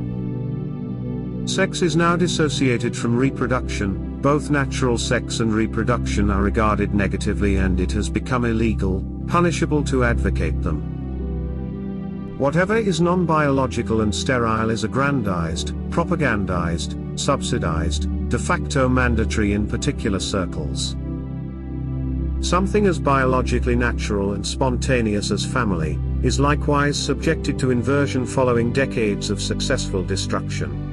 Natural and biological family is increasingly depicted as innately evil, oppressive, exploitative, and anything else is deliberately, with upfront financial and status rewards, mass-presented in idealized ways, with an inbuilt assumption of their superiority. I regard these mainstream, official, totalitarian imposed social aspects of modern life as distal consequences of the proximate desire for self-annihilation that characterizes modern man. Put differently, the ultimate cause of the inverted values which are destroying Western society, and probably, to some large extent, the whole world, is the positive wish of so many individual Western men to be utterly annihilated, body and mind/soul/spirit, when they die. Because when so many people desire their own self-annihilation, of course society will come to reflect and to fulfill those desires. A good life is not synonymous with being on God's good side. Berger. Just a stray thought, but it occurred to me that many people equate having a good life with being on God's good side. With all due respect to Father Christmas and the original Saint Nicholas, I refer to this view of life as Santa Claus spirituality, replete with its naughty and nice list. If you're a good little boy or girl, God will reward you with a good life, but if you're naughty, God will go out of his to ensure your life is anything but good. Before going any further, I suppose it would be prudent to define what constitutes a good life. It would also be helpful to know how God decides to bestow such good lives to those upon whom he looks so favorably. Conversely, it would also be insightful to understand how a bad life is de facto proof of God's disfavor. I mention this because most people equate good and bad lives with materialistic values. A good life is filled with comfort, health, security, wealth, status, respectability, image, hedonism, and possessions. A bad life is a severe lack of some or all of these things. Thus, having a big bank account and a lot of fun equals God smiling down upon me, while being poor and miserable is a guaranteed sign of God frowning upon me. The biggest problem with this shallow approach to spirituality is the smugness it breeds in those who live comfortable, respectable lives. People in such situations regard their lives as proof of having earned or deserved God's good grace, minus the understanding that grace is usually defined as an unearned or undeserved favor. Grace aside, the self-satisfaction and spiritual complacency of good lifers often defies description. By regarding their blessings as evidence of God's approval, good lifers rarely, if ever, penetrate the surface of their ultimate reality and professed spirituality. On the flip side, those who experience bad lives often obsess about being on the receiving side of God's displeasure and regard any improvement in their superficial circumstances as evidence of winning God's favor. I'm not sure where I am going with this stray thought, other than to say that the good life/bad life dichotomy that appears to dominate much of what parades around as spirituality sorely misses the mark of what alignment with God and creation means. Overly materialistic concerns about life situations should, at best, remain secondary, tertiary, or perhaps even vigenary considerations. Why death? And other taboo questions. Charlton. Why are so many people unwilling to ask why? In particular, why is there death? Why do people die? Why will you die? But people don't like talking, seriously, about death, but when they do, it's all about how to delay death, or how to reduce the suffering of death for the person dying and others. It seems that death always entails suffering, that seems to be a built-in fact of life. At any rate, that is how nearly everybody behaves, how they react to the prospect and actuality of death. Attempts to pretend death is properly considered not suffering are common through history, but have near zero traction. And people don't like asking, seriously, why? In fact, it's a kind of taboo. To ask it is to be revealed and childish, stupid or evil. Why is there death? This is a question that spontaneously occurs to most children, and seems to have been asked by almost every society through history and around the world. But not in the West for the past few generations, when we have decided that it is a stupid question, unanswerable because meaningless. We are prepared to discuss how death, i.e. processes involved, or how we might modify such processes, but not why is there death. What does the inevitability of death tell us about reality? In other words, what does death presuppose? In other words, how is death possible? The answer seems obvious enough when the question is asked. Death is possible because, in the first place, there is life. Death can only be inevitable and universal, because there already is life. For there to be death, life must come first. It seems obvious, put that way. And putting it that way seems to be valid and necessary. I mean, surely we could not have a universe of death without it first being alive, could we? Yet how often is the question put that way? Have you ever heard the question put that way? Death is inevitable, so far as we know, yet this cannot be a reality built upon death. Which seems to mean that this is a reality built upon life. If so, then this strikes me as something that is very important to make clear and to know. I mean, that we inhabit a reality built upon life. This is, to my way of thinking, just another way of saying that this must be a created reality. If the universe is built on life, then in some essential way we inhabit a creation. By which I mean that creation, the process of life, the tendency towards life, needs to come first. And only then, after life is, could death emerge everywhere. Life is the host, death is the parasite. And you need a host before you can get a parasite. One conclusion is that, because life is primary, then it is possible to imagine life without death. Indeed, there must have been a time, however brief, when there was life without death. That must have been how things started. And if there was life once without death, then, in principle, there could be again, and life everlasting and eternal is not just conceivable, but, in principle, possible. So what Jesus Christ offered, to those who wanted it, and would follow him, is potentially something that we could imagine being delivered. Not impossible, at any rate. The biggest question is whether we actually want it. We could, and should, ask, is our allegiance to life, or to death? We need to ask, why death? Are scientific geniuses dispensable in a way that artistic geniuses are not? Bruce Charlton.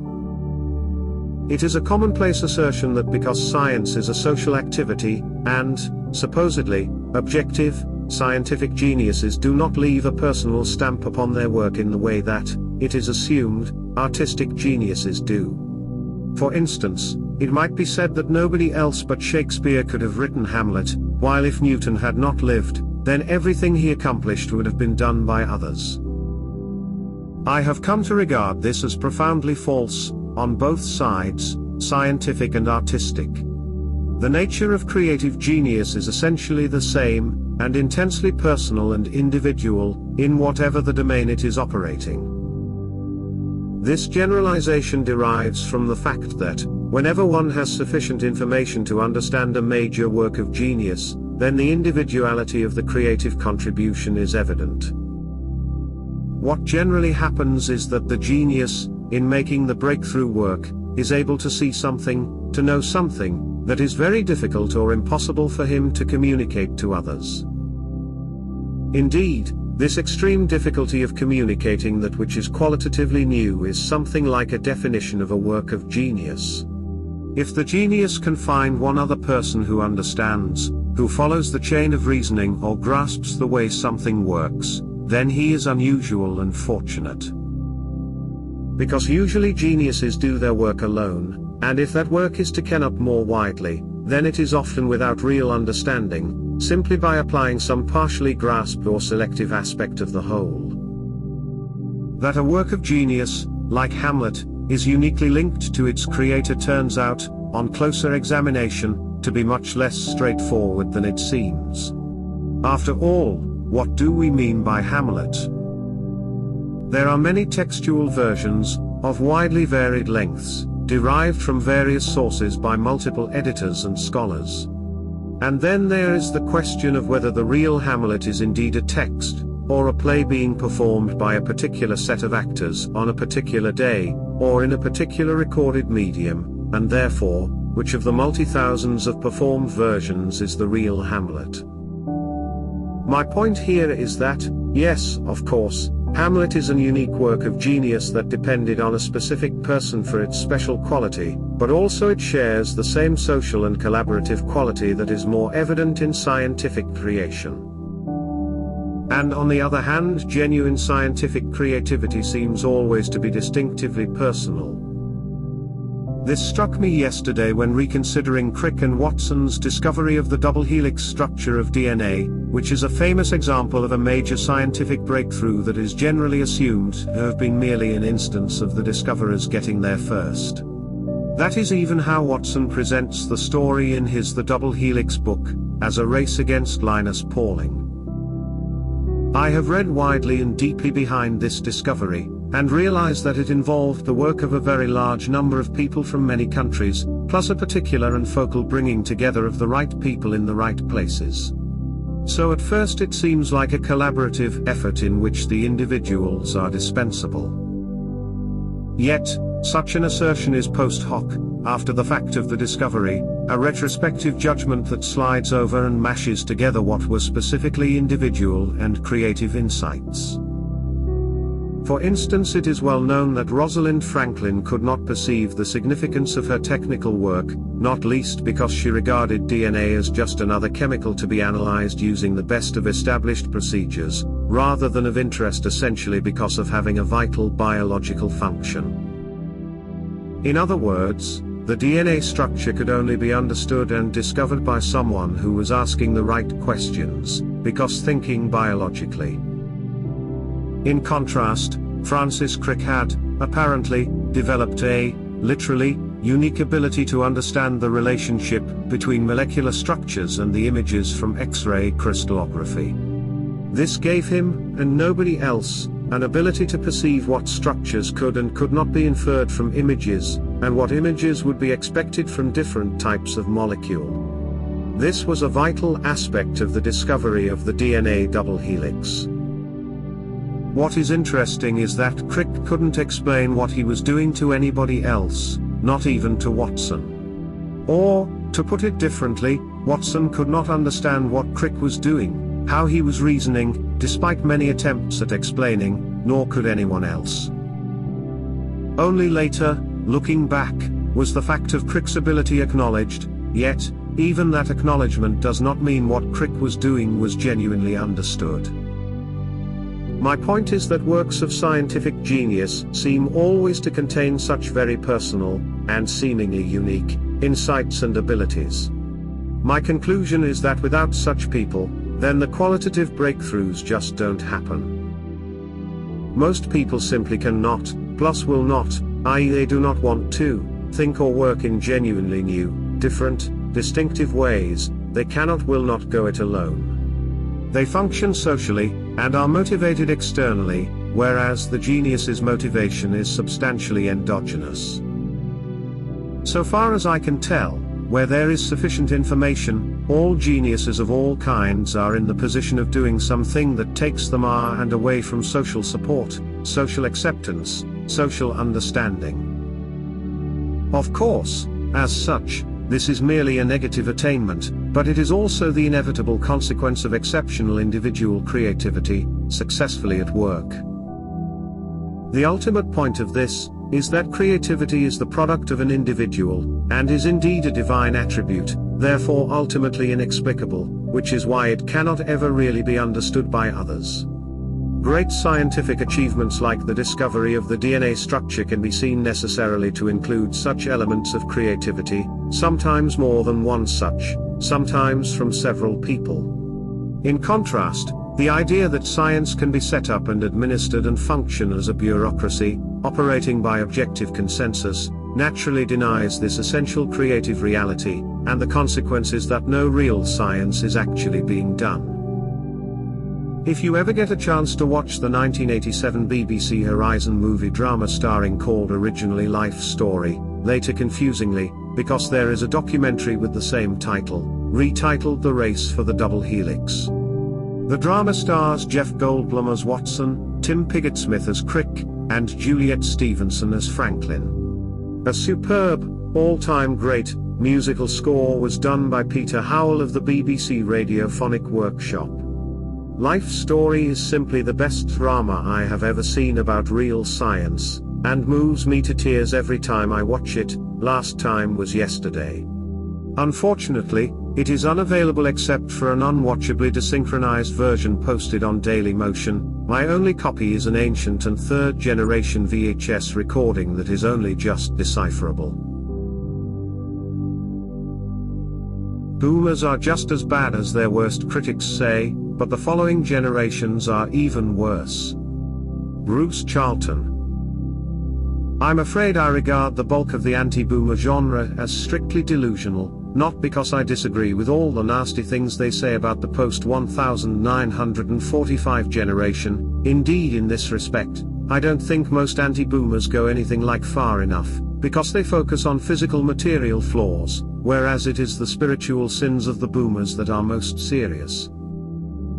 Where I totally disagree with the genre is the inbuilt assumption, sometimes implicit, often explicit, that the later generations are superior to boomers, including that later generations have learned from boomer excesses and errors. This seems so utterly mistaken and truth-inverted that I must regard it as delusional. The fact is that generationally, things have very obviously gotten worse and worse, although not in exactly the same ways that boomers went so wrong. Because leftist materialism is an oppositional ideology, it contains many contradictory and incoherent strands. So, while boomers were keen on divorce and heterosexual promiscuity then feminism, later generations are much keener on other sexual sins and lies. Whereas boomers were mad for socialism/communism, later generations are keen on climate change and diversity. Boomers are selfish and cling to life, but later generations are more prone to suicide and despair. And so on. But, changing the theme of evil is not a move towards good. If later generations really were better than the boomers, then we would be seeing a pendulum swing back towards sanity, whereas we are seeing the opposite. The pendulum swings further and further away from common sense and basic decency. I think the problem arises from the great sin of our era, which is resentment. While it is fine and factually correct to hate boomers and get angry at what we have done as a generation, once resentment enters in, then we are into the realms of the master sin of Christianity, which is pride. Delusional anti-boomerism is a form of pride, which is why it feeds upon itself, is so insatiable, and so corrupting to those who hold it. Resentment doesn't just oppose, it assumes self-superiority, such that every criticism of boomers becomes an implied self-aggrandizement.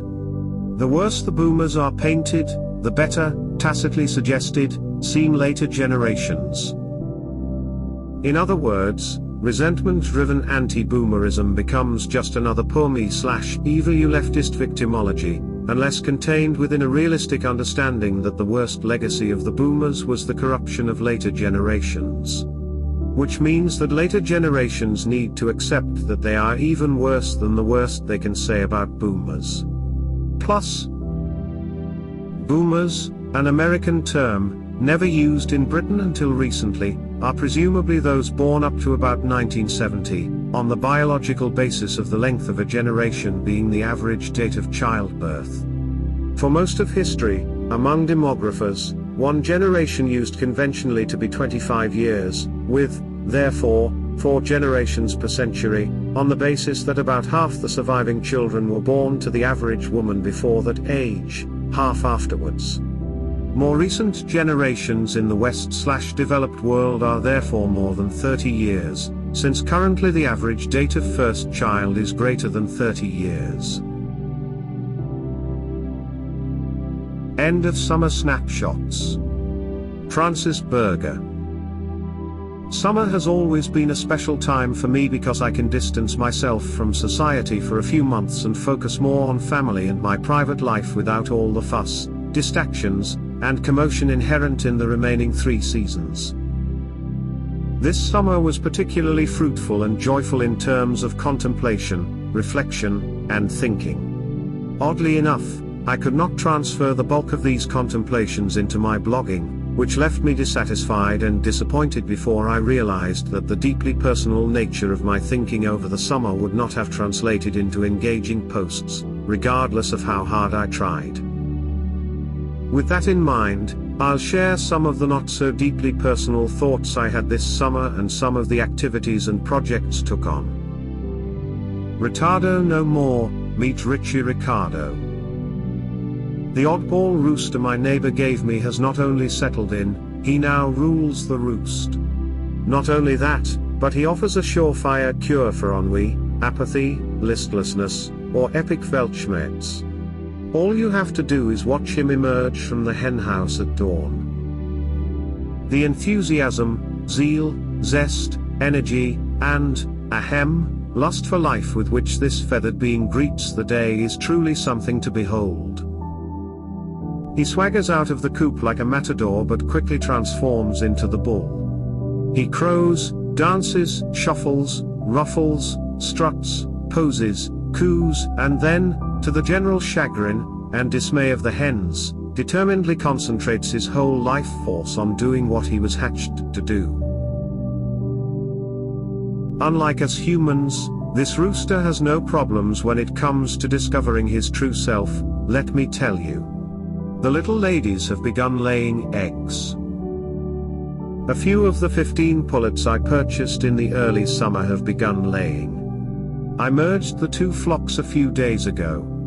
Although the mature hens have been quick to establish dominance, they have accepted the younger ones without excessive fuss or the gallinaceous battle royal I feared. The cooler temperatures have allowed them to spend more time free-ranging in the rear portion of the yard that I fenced off specifically for them. Chicken keeping remains an immensely positive experience because it allows me to connect to and partake in another aspect of reality with a rhythm that reaches deeply into the movements of the day and the underlying force of life.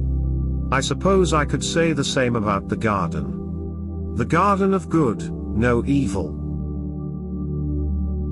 Except for the tomatoes, plagued by some kind of blight early on, all the vegetables I planted this year have been successful.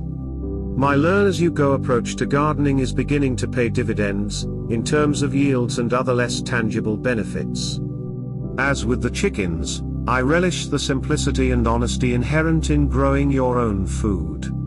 It's still a challenge and a great deal of work, but it ranks among the best of challenges and the highest work. On the topic of gardening, we haven't utilized the greenhouse I built in the late spring/early summer nearly as much as we had planned to, but I imagine this will change as the temperatures decrease and the sun spends less time in the sky. I have no doubt the greenhouse will rise to the occasion when we use it to raise seedlings for the garden in spring. Fence project. In addition to the greenhouse, I spent about 2 weeks in July building a 7.5 by nearly 2 meter concrete block fence in the front yard, which turned out to be far more labor-intensive than I originally envisaged. The frequent rain didn't help matters. Anyway, I first had to dig out a roughly 1 meter deep ditch for the foundation, and then fill that ditch with concrete. The blocks followed. I had to glue these together using transparent silicone and then fill them with concrete after 3 rows. A big selling point of this sort of fencing is the supposed precision of the blocks. The manufacturer markets this product by assuring potential buyers that assembling the fence is no more difficult than putting together Lego bricks. True, if the blocks were the same size and shape. Sadly, they weren't. Some were nearly a centimeter longer, shorter, or taller, which caused significant complications and frustration when it came to fitting the blocks together and coming out evenly at the end. Luckily, I had my father helping me, and the two of us somehow worked it out.